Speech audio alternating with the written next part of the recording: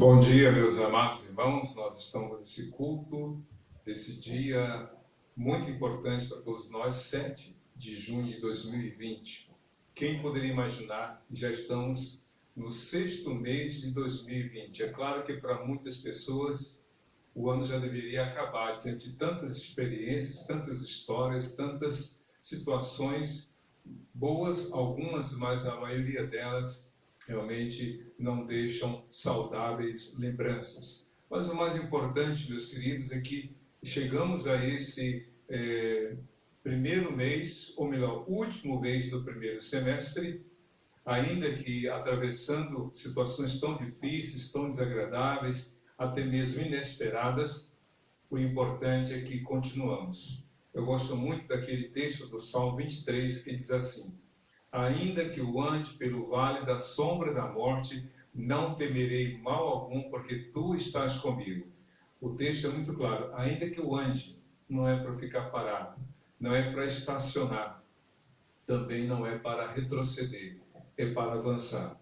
Então, ainda que com muita dificuldade, nós estamos caminhando com a presença de Jesus. É Ele que nos assiste, é Ele que nos acompanha, é Ele que nos protege, é Ele que nos anima o coração, é Ele que nos fortalece. E como disse o apóstolo Paulo, nós andamos olhando para o alvo, olhando para Jesus, deixando as coisas que para trás ficam, avançando para as que estão adiante. Então, louvado seja Deus por isso, e eu quero então convidá-lo a, nesse momento, nós orarmos agradecendo a Deus.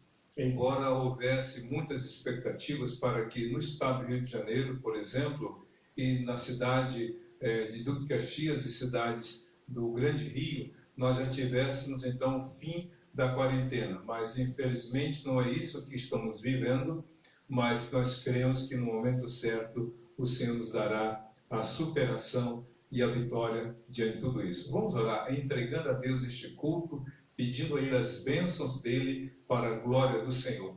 Feche seus olhos, cubra sua cabeça. Vamos orar nesse momento. Esse momento é para exaltar, é orar para glorificar o nome do Senhor, é para dizer para Ele que nós o amamos, que nós somos gratos pelo dom da vida e pela salvação em Cristo Jesus. Vamos orar? Feche seus olhos, cubra sua cabeça.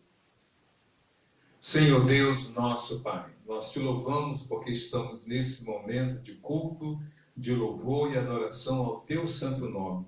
Entregamos em tuas mãos este culto para que tudo quanto nele vier a acontecer seja dirigido, conduzido pelo Senhor. Que tu estejas, ó Deus, preparando o nosso coração para a tua palavra e para a celebração da ceia que neste culto ainda teremos. Que o teu Espírito Santo nos prepare a fim de que tudo quanto ainda vier a acontecer neste culto seja para a glória do Senhor. Receba, ó Deus, nós te pedimos a nossa adoração como expressão da gratidão pelo que tu és, pelo que tu tens feito. E também, ó Deus, através deste culto, principalmente pela tua palavra, que tu fales ao coração de cada um de nós. Pois oramos assim, em nome de Jesus. Amém. Que bom a gente poder orar e louvar ao Senhor. Que liberdade é essa que Deus nos tem dado e temos que aproveitar. Daqui a pouco nós teremos a mensagem, o texto já está indicado, 1 Coríntios, capítulo 11, do verso 23 ao verso 28. O tema é uma pergunta: por que celebrar a ceia do Senhor?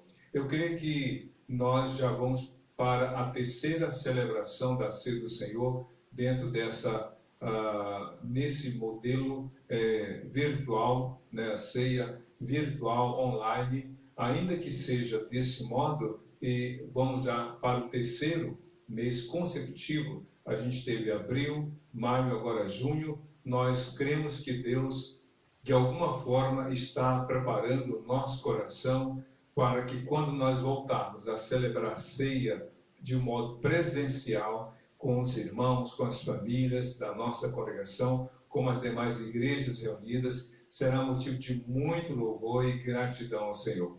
Por enquanto, faremos desse modo, seguindo aquilo que na palavra entendemos ser as instruções para o ato da celebração. Então nós vamos orar nesse momento, colocando a vida das pessoas nas mãos de Deus. Nós, desde o dia 22 de março, quando nós começamos, ou quando nós realizamos o primeiro culto de modo virtual, foi realmente um desafio. A primeira mensagem, eu me recordo, dia 22, tanto pela manhã quanto à noite.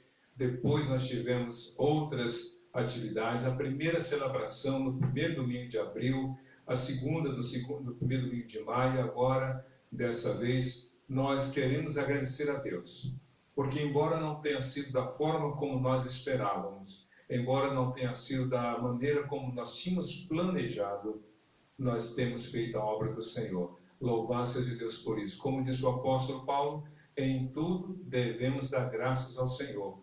E ele também disse em outra carta, isso da carta aos Tessalonicenses, primeira carta. E em Efésios ele disse, por tudo dai graças. Em tudo e por tudo. Em tudo, naquilo que está acontecendo, assim eu imagino. Em tudo que está acontecendo, devemos ser gratos ao Senhor. E por tudo que já aconteceu, posso assim imaginar ele colocando dessa maneira, por tudo devemos ser gratos. Então, nós vamos orar. E para a gente orar, eu sempre coloco um texto bíblico para fundamentar a nossa hora de intercessão. Eu quero lembrar o que Samuel falou no primeiro capítulo, no primeiro livro de Samuel, capítulo 7, versículo 12. Eu creio que a maioria dos irmãos e amigos conhece esse texto. 1 Samuel 7, 12. Ele disse que colocou uma pedra entre duas cidades chamadas Sem e Mispá, e pegou uma pedra e deu nome a ela, dizendo, Ebenezer, até aqui nos ajudou o Senhor. Ebenezer, até aqui nos ajudou o Senhor. Muitos dos irmãos e amigos muitos entendem, melhor dizendo, que Ebenezer significa até aqui nos ajudou o Senhor. Mas não é. Ebenezer significa pedra da ajuda. E porque porque o Senhor é essa pedra da ajuda que nos socorre, que nos sustenta, então a gente pode dizer, até aqui o Senhor nos ajudou. Hoje, dia 7 de junho de 2020, até aqui o Senhor nos ajudou. Vamos orar? Se você está com alguém aí perto de você, dê a sua mão a esta pessoa e vamos orar juntos, colocando diante de Deus as nossas expectativas quanto ao fim dessa quarentena. A gente fez isso domingo passado, no dia 31 de maio, e hoje não será diferente, porque pela graça e misericórdia de Deus estamos vislumbrando o fim dessa quarentena. Então, feche seus olhos, curva sua cabeça, vamos orar nesse momento. Senhor Deus, nosso Pai, nós queremos nesta hora, nesse momento de intercessão, queremos orar, te suplicando pelos enfermos em primeiro lugar, por aqueles que estão doentes, estão, ó Deus, em casa, enfermos, aguardando o momento de poder ir para uma consulta, ou quem sabe, ó Deus, aguardando o momento da cirurgia. Oramos por aqueles, por causa da Covid-19, estão em isolamento doméstico. Ó Deus, tenha misericórdia dos doentes, daqueles que estão em tratamento, que o Senhor dê sabedoria àqueles que têm a capacidade, a qualificação para cuidar dos doentes. Oramos por eles, oramos pela medicação usada, para que ela faça o efeito desejado e esperado. Oramos, ó Deus, também por aqueles que estão olhando para o futuro com insegurança, com dúvidas e incertezas. Que tu, ó Deus, prepare os seus corações. Tu dê paz a cada um, confiando em tua providência, confiando em teu cuidado. Oramos, ó Deus, para que tu permitas que cada um de nós, atravessando esta quarentena, cheguemos, ó Deus, a um momento de tranquilidade. Seja, ó Deus, pelo fim dos riscos de contaminação da Covid-19, seja, ó Deus, pela descoberta de uma eficaz vacina, mas, ó Deus, que nós aprendamos nesse tempo e que entremos numa nova realidade, com essas lições guardadas no coração e aplicadas no dia a dia da nossa vida. Guarda, abençoa, sustenta o teu povo e que, através de tudo que está acontecendo, o nome de Jesus Cristo venha ser louvado e exaltado, pois oramos assim, em nome de Jesus. Amém. Que bênção!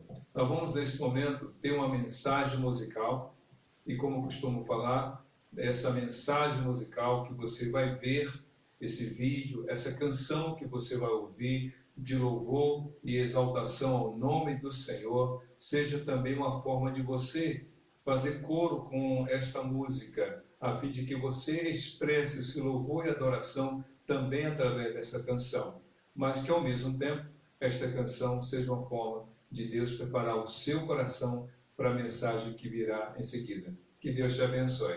Ouça, medite, reflita e ore. Deus, eu quero ouvir a tua voz através da tua palavra. Vamos então acompanhar, ouvir e ver este louvor ao Senhor.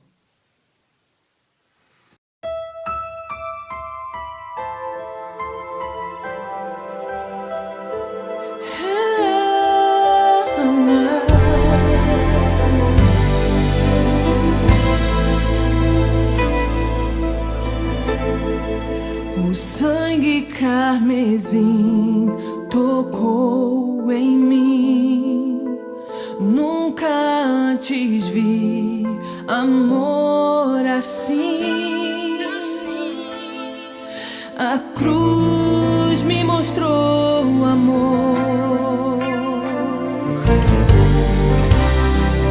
Em meio à escuridão resplandeceu a luz. Com a morte trouxe a vida, ressuscitou Jesus. A cruz me mostrou o amor que rasga o véu, faz o verbo vir do céu, o amor que entrega o próprio Filho. A cruz me mostrou amor. O amor se revelou Jesus. A cruz me mostrou a luz, me mostrou perdão, me mostrou a vida. A cruz me mostrou o preço do amor, a força da paixão me mostrou Jesus.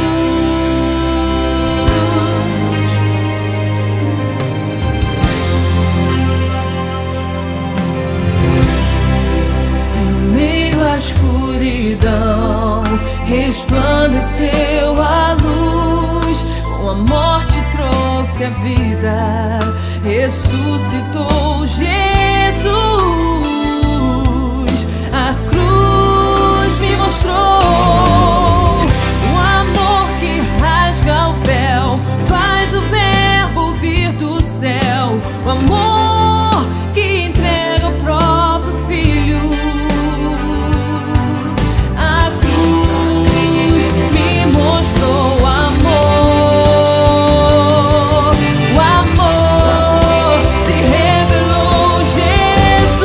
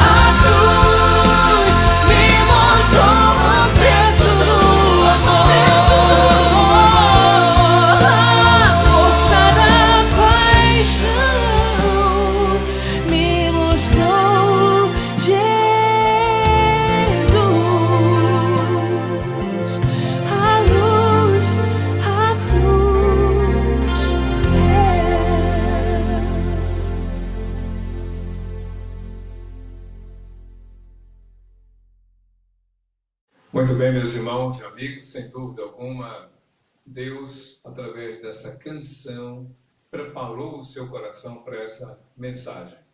Então, quero convidá-lo a abrir sua Bíblia no livro de 1 Coríntios, capítulo 11, do verso 23 ao verso 28. É um texto, talvez, conhecido pela maioria das pessoas, principalmente aqueles que têm já praticado essa ordenança ou obedecido ao Senhor na prática dessa ordenança. Então, vamos ler 1 Coríntios, capítulo 11, versos 23 a 28, e logo em seguida estaremos dando as instruções para a celebração da ceia do Senhor. Diz assim a palavra do Senhor. 1 Coríntios, capítulo 11, 23 a 28.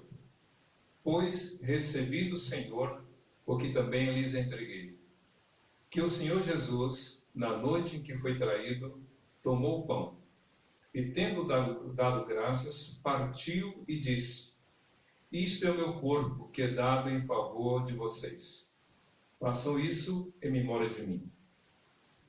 Da mesma forma, depois da ceia, ele tomou o cálice e disse: Este cálice é a nova aliança no meu sangue. Façam isso sempre que o beberem em memória de mim. Porque sempre que comerem deste pão e beberem deste cálice, vocês anunciam a morte do Senhor até que ele venha. Portanto, todo aquele que comer o pão ou beber o cálice do Senhor indignamente será culpado de pecar contra o corpo e o sangue do Senhor. Examine-se cada um a si mesmo e coma do pão e beba do cálice. Que bênção essa palavra aqui que nós acabamos de ler, porque foram instruções, orientações que o apóstolo Paulo passou para a igreja de Cristo Jesus na cidade de Corinto. Naquela época, a igreja de Corinto estava, digamos, a sua efervescência, estava indo a todo vapor, com muita participação, com muita presença de pessoas e com algumas dificuldades. Corinto era uma cidade, como alguns a chamavam, de cidade cosmopolita. Era uma grande cidade, como Rio de Janeiro e São Paulo, as duas maiores capitais do Brasil. Pois bem, a Bíblia também diz que, ou melhor, os historiadores dizem que a cidade de Corinto era uma cidade de passagem era uma cidade portuária, o que implicava na presença de muitos estrangeiros, devido ao trânsito, já que era um lugar de passagem quase que obrigatória da maioria dos mercadores que usavam as linhas marítimas ou as vias marítimas para compra e venda, transporte de carga e também transporte de passageiros. Então, a cidade de Corinto era uma cidade que era muito cheia de estrangeiros. Eu me lembro que uma vez eu fui à cidade de Belém e naquela ocasião nós fomos para a Praça da República.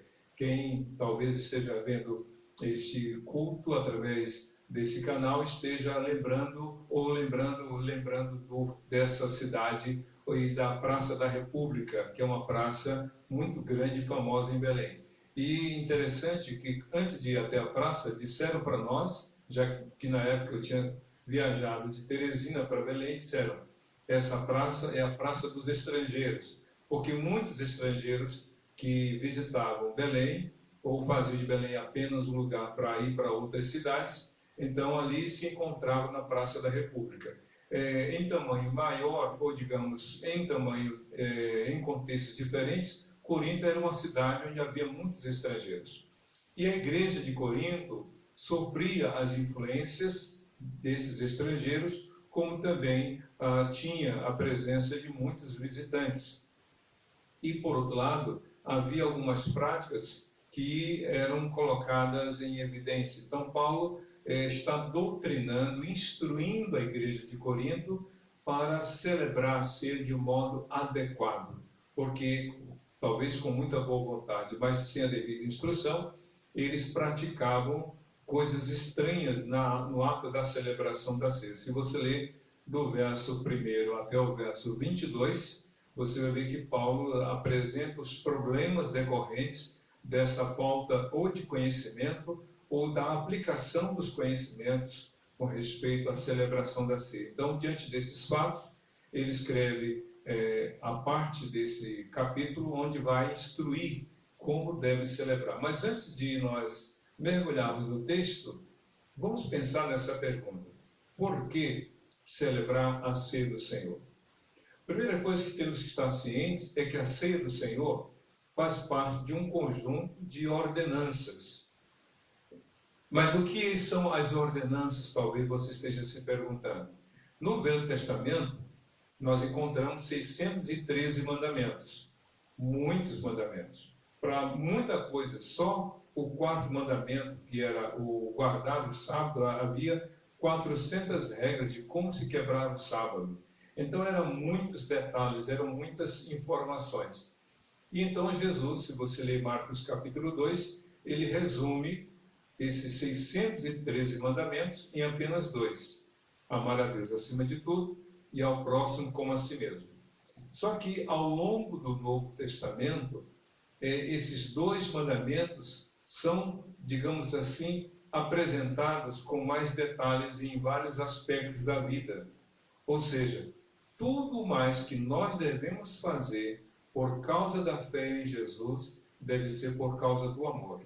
Amor a Deus acima de tudo e ao próximo como a nós mesmos. É isso que a Bíblia está dizendo nas palavras de Jesus. Porém, Jesus deixou 2 ordenanças.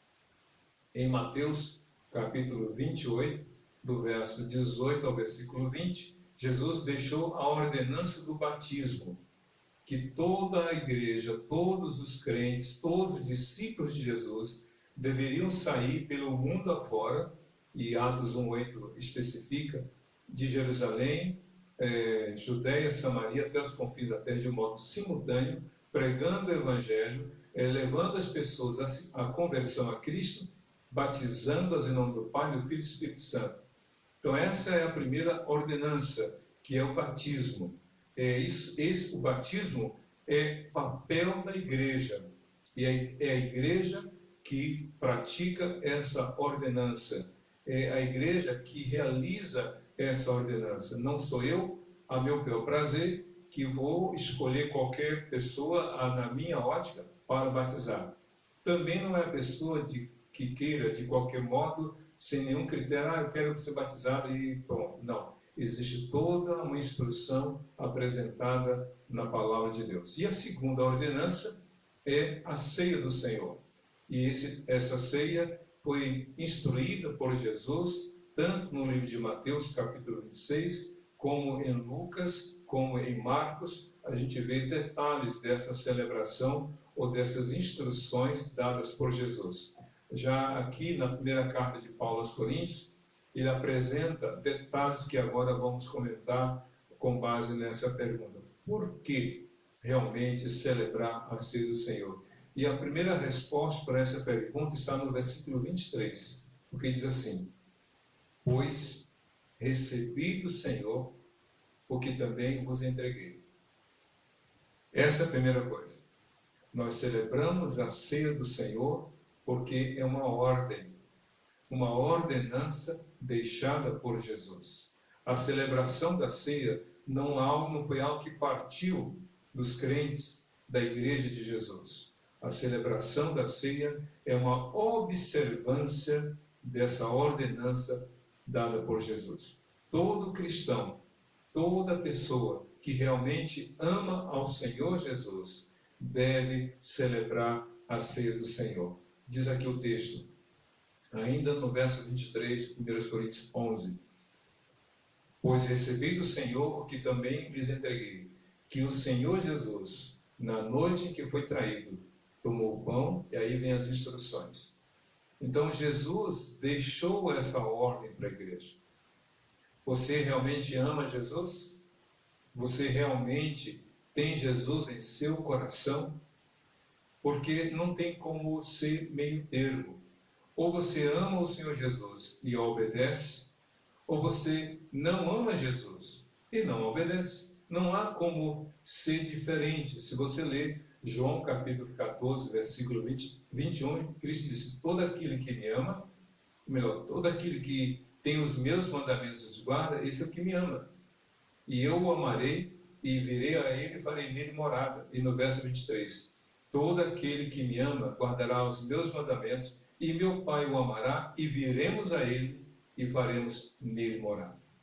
Não há como você dizer que ama Jesus, mas não desejar, não se dispor a obedecê-lo. Então, celebrar a ceia do Senhor é um mandamento.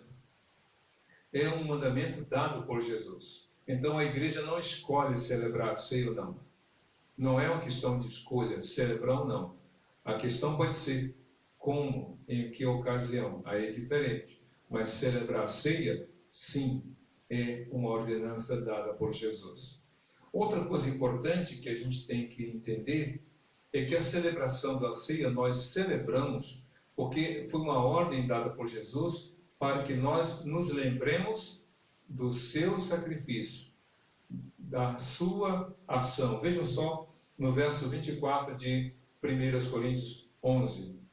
E tendo dado graças, instruindo Paulo, o partiu e disse: isto é meu corpo, que é dado em favor de vocês. Façam isso em memória de mim. Nós, a humanidade, posso assim dizer, por escolha, por opção, por vontade, nós celebramos o nascimento de Jesus. O Natal está aí para isso. Dia 25 de dezembro, que é a data escolhida, nós celebramos o Natal, o nascimento de Jesus. No dia 24 de dezembro tem a ceia, em família, troca de presentes. E dia 25 vem a celebração em algumas igrejas, musicais, cantados, etc, etc. Mas Jesus não deu essa ordem. Nós optamos, nós escolhemos porque desejamos agradecer a Deus pelo nascimento do nosso Salvador. Mas é interessante, a ordem dada por Jesus foi: lembrem-se da minha morte. Lembrem-se de que eu vou morrer por vocês. Cada vez que vocês celebrarem a ceia, vocês devem se lembrar do que eu vou fazer. Por que eu estou usando esse termo vou fazer? Porque quando Jesus instituiu a ceia, ele ainda estava vivo. Ele chamou seus 12 apóstolos, os levou para um lugar determinado, previamente escolhido, foi preparada a Páscoa, a celebração da Páscoa. Então, e ali ele celebrou a Páscoa e instituiu a ceia. Façam isso em memória de mim. Então, nós celebramos a ceia porque é uma ordenança.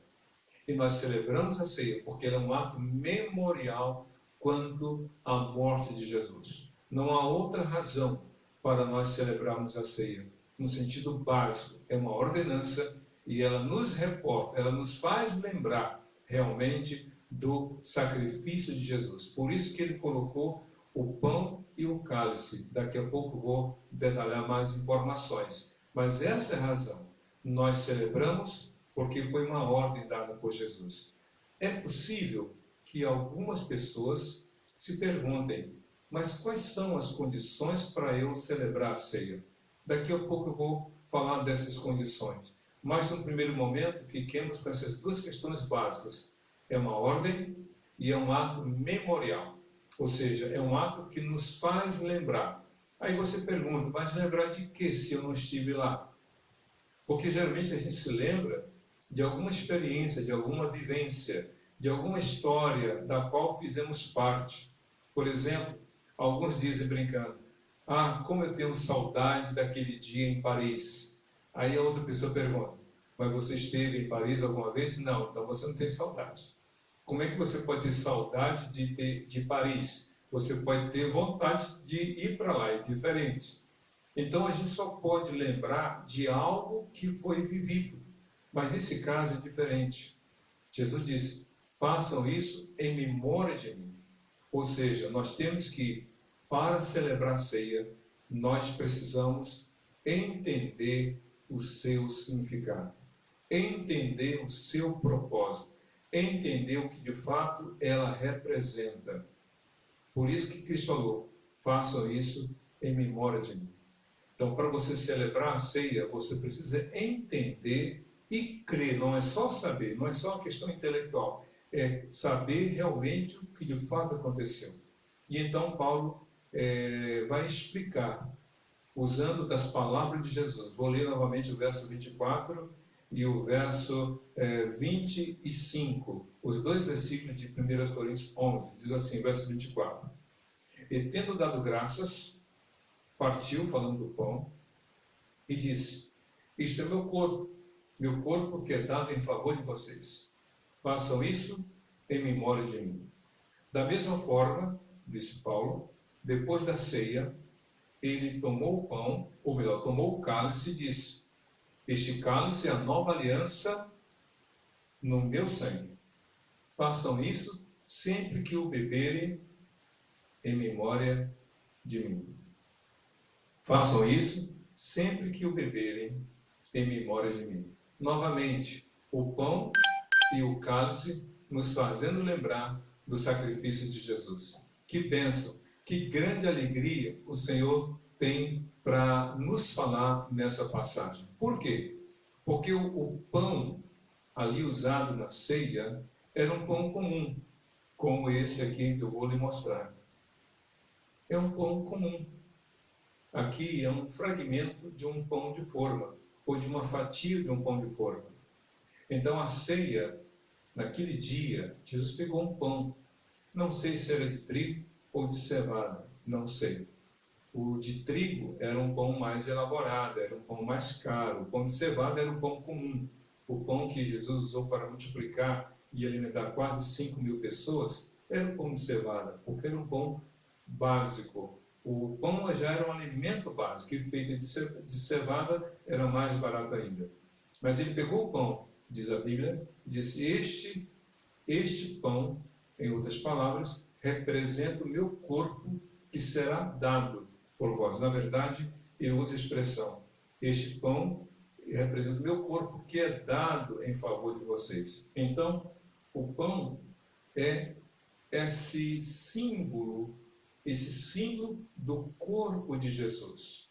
Jesus ainda estava vivo, obviamente, porque ele pegou o pão, falou e deu aos seus discípulos. Ele partiu.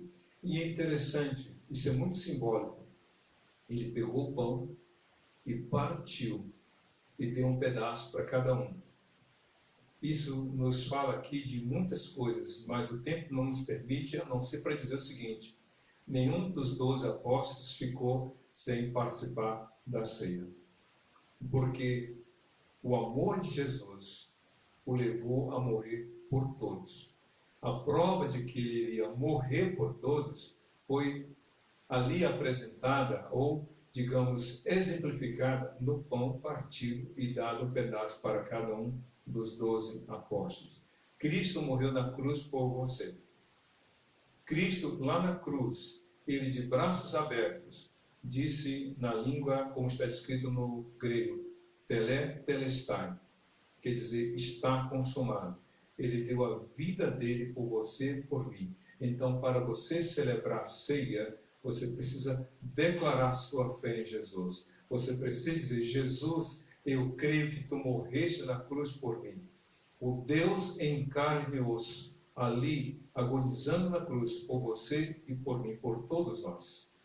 Então, a celebração da ceia exige isso de mim, de você, de todos nós. Se você não crê em Jesus, se você com a sua boca não foi realmente, não declarou a sua fé em Jesus, então para você a ceia não tem significado, não tem sentido, não tem impacto. Você precisa crer para celebrar a ceia do Senhor. Você pode comprar o pão em qualquer lugar, até mesmo fazer um pão caseiro, mas não é a questão do pão em si, mas daquilo que ele representa na mensagem que ele comunica. Cristo morreu na cruz por mim. Isso que é celebrar. Mas então no versículo 25 de 1 Coríntios 11, a Bíblia diz assim: da mesma forma, depois da ceia, ele tomou o cálice e disse: este cálice é a nova aliança feita no meu sangue. E aí então, a gente tem aqui o cálice. Suco de uva. Alguns dizem, Jesus usou vinho. Não. Jesus não usou o vinho alcoólico. Muitos, até mesmo cristãos, usam o vinho usado na ceia celebrada instituída por Jesus, para dizer, olha, se Jesus bebeu vinho, então eu posso beber. Não é tão simples assim. Só a título de curiosidade, na ceia, ou melhor, na Bíblia existem 4 tipos de vinho, segundo alguns pesquisadores. E cada um deles tem um nome específico, segundo alguns pesquisadores. Um deles é o mosto. Se você ler Hebreus, ou melhor, Provérbios capítulo 9, ou capítulo 3, versos 9 e 10, a Bíblia diz assim: honra o Senhor com os teus bens e com as primícias de toda a tua renda. Assim se encherão de mosto os teus lagares. Sabe o que é isso?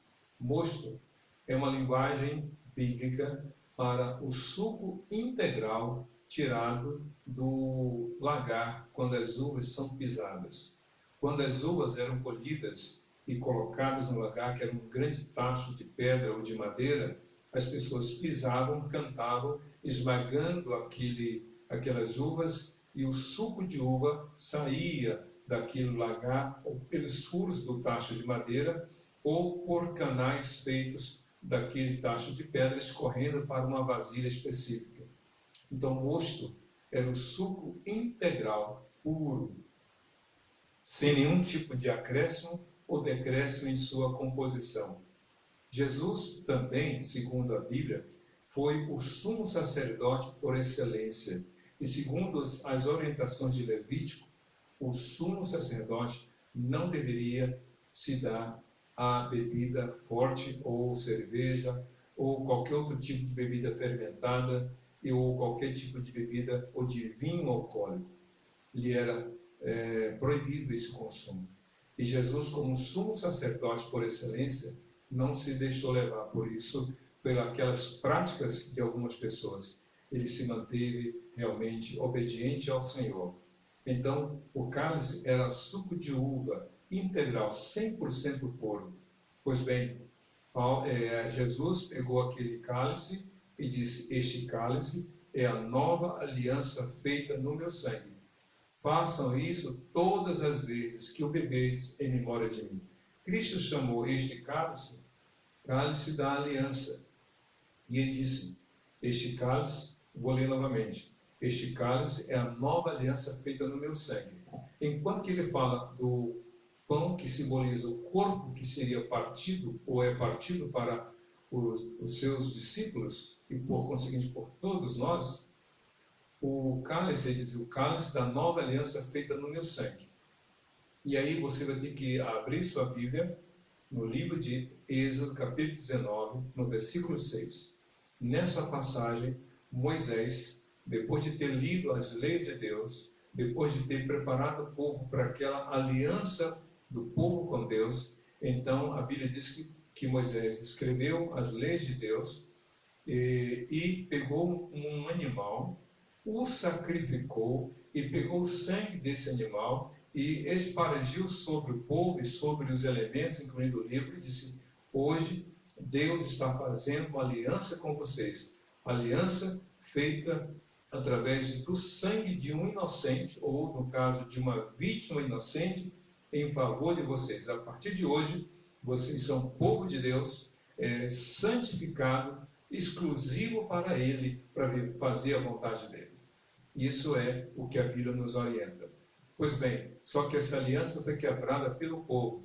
Deus tomou a iniciativa de fazer aliança e o povo tomou a iniciativa de, depois de ter feito a aliança com Deus, se afastar de Deus. O povo quebrou a aliança. E então agora Deus enviou Jesus para fazer uma nova aliança. Daí a expressão nova aliança. Não mais com só os judeus, mas uma aliança com todas as pessoas do mundo inteiro. E diferentemente de um sangue de animal, como de um touro, como diz lá em Hebreus capítulo 9, Deus fez essa nova aliança através do sangue de Jesus Cristo. Jesus derramou o sangue dele na cruz por você, por mim, por todos nós. O sangue de Jesus foi derramado na cruz. E assim, através do sacrifício de Cristo na cruz, Deus nos reconciliou, porque aliança é acordo, é pacto, é união. A aliança que o marido usa, ele fez um acordo, um pacto com a esposa. A esposa que usa aliança fez um pacto, um acordo com o marido. A aliança de Deus com o seu povo foi feita pelo sangue de Jesus. Agora, nenhuma aliança é feita entre duas partes se uma delas não concorda. Então, Jesus tomou iniciativa. Ele, por amor a você, derramou o seu sangue na cruz, todo o seu sangue. E para você ter aliança com Deus, você precisa crer em Jesus. Você precisa de Jesus, eu me arrependo dos meus pecados. Eu quero crer em Ti de todo o meu coração. É isso que Cristo fala. Então, para você celebrar a ceia, você precisa dizer: eu me arrependo dos meus pecados. Eu sei que sou pecador e condenado ao inferno. Mas hoje eu declaro a minha fé em Jesus. Ele é o meu Senhor, o meu Salvador. É isso que a Bíblia fala. Não tem sentido você participar da ceia e realmente não ter a sua fé declarada em Jesus. O suco, o cálice, contém suco de uva. Qualquer suco de uva, de saquinho, em pó, integral, aquela garrafa de 1,5 litro, não importa. O que importa não é o suco em si, mas o seu significado, o seu simbolismo. O cálice que contém suco de uva representa, simboliza o sangue de Jesus, por meio do qual Deus estabeleceu uma nova aliança com todos aqueles que creem em Jesus. Que maravilha, que bênção. Agora, é claro, para você, então, participar da ceia do Senhor, você precisa declarar sua fé em Jesus. Mas, segundo as palavras do Senhor, você precisa obedecer. Obedecer sendo batizado. Porque ser batizado significa dizer: eu declarei minha fé em Jesus, e agora, em obediência a Ele, eu me submeto ao batismo, e assim eu passo a ter a certeza da minha integralidade na Igreja de Jesus. Que bênção você poder celebrar a ceia do Senhor dessa maneira. Por quê? Veja só no verso 27 de 1 Coríntios 11. Porque sempre que comerem deste pão e beberem deste cálice, vocês anunciam a morte do Senhor até que Ele venha. Paulo fala de duas coisas com respeito à ceia do Senhor. Ele fala do passado, a morte, e fala do futuro, Ele virá. Se você não crê que Ele morreu e não crê que Ele virá, então por que celebrar a ceia? Você precisa crer. Ele veio e morreu na cruz por você. Ele veio e morreu e deu a vida dele por você.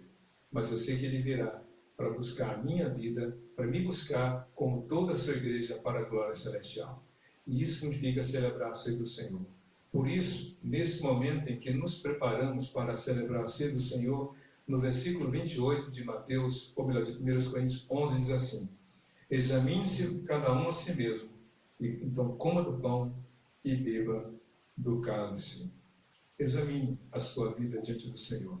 Nós vamos então orar nesse momento. Antes de comer do pão e beber do cálice, eu quero convidá-lo a orar. Curva a sua cabeça, feche seus olhos e ore nesse momento. Pegue os elementos da ceia agora, o pão e o cálice. Numa mão o pão, no outro cálice, ou na outra mão o cálice, ou seja, numa mão o pão, na outra mão o cálice. E aí então você vai orar nesse momento, dizendo: Senhor, eu quero te agradecer, porque tu deste a tua vida por mim. Derramaste todo o teu sangue pela minha vida, para eu ser chamado Filho de Deus, amado do Senhor. Vamos orar nesse momento? Nesse momento, ó Deus, em nome de Jesus, quando nos preparamos para celebrar a ceia do Senhor, nós queremos agradecer, porque Jesus é o Senhor e Salvador de todo aquele que nele crê. E eu creio em Jesus como meu Senhor, o meu Salvador. Eu fui batizado em nome de Jesus, dando testemunho da minha fé. E nesse momento, através da ceia, eu quero ratificar, confirmar a minha declaração de fé e de obediência ao Senhor, para que esta ceia seja uma forma de eu comunicar também e declarar minha fé de que Ele morreu por mim e um dia virá para levar a mim e toda a igreja de Jesus para a glória celestial. Eu oro agora em nome de Jesus. Amém. Amém?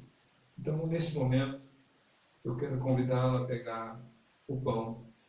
Eu quero convidá-lo a segurar este pedaço de pão e dizer nesse momento, aquilo que a Bíblia diz, a gratidão, porque Ele deu a vida dele por você. Eu vou ler aqui o verso 24 de 1 aos Coríntios capítulo 11, ou melhor, parte do verso 23 e 24.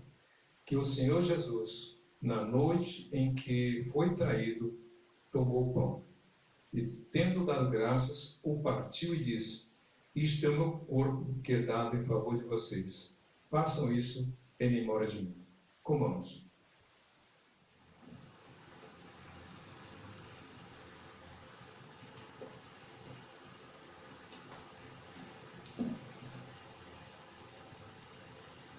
E agora, com o cálice em suas mãos, quero ler o verso 25 de 1 Coríntios capítulo 11. Diz assim a Bíblia: da mesma forma, depois da ceia, ele tomou o cálice e disse: este cálice é a nova aliança no meu sangue.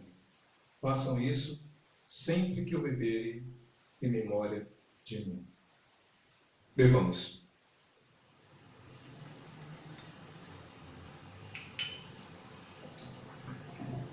Que Deus abençoe a sua vida e de toda a sua família.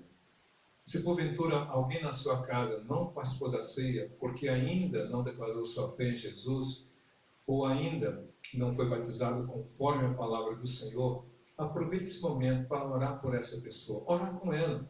Chama aí para estar do seu lado. Nós vamos orar e dizer: olha, eu vou orar por você, para que Deus te dê a oportunidade que Ele deu a mim de você celebrar a ceia do Senhor. Vamos orar encerrando este culto, louvando ao Senhor, porque Jesus nos deu o maior presente, a maior bênção, que é a salvação pelo seu corpo crucificado, pelo seu sangue derramado, para nos salvar do pecado, do inferno e nos dar a vida eterna no seu nome. Oremos. Deus, muito obrigado por esse dia e por esta obra de celebração da ceia do Senhor. Glorifique o teu nome em cada coração e exalta, ó Deus, o nome de Jesus em nossa vida. Guarda-nos, abençoa-nos e que a próxima ceia seja presencial com a participação de todos os irmãos em Cristo, celebrando ao Senhor, cultuando ao Senhor pelas vitórias no nome do Senhor. Pois oramos assim em nome de Jesus. Amém e amém.